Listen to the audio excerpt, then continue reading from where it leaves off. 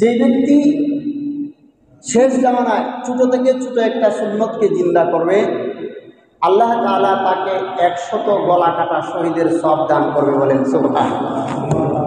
সুন্নতের কত দাম!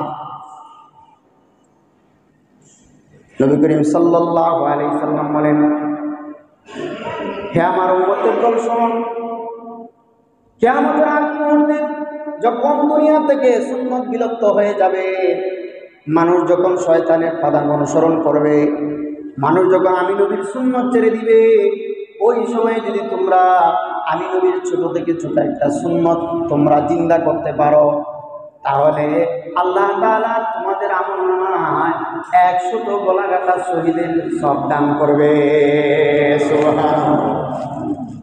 এই সুন্নতের এত নাম, কিন্তু আজকে উম্মত সুন্নত ছেড়ে গুমরা হয়ে যাচ্ছে।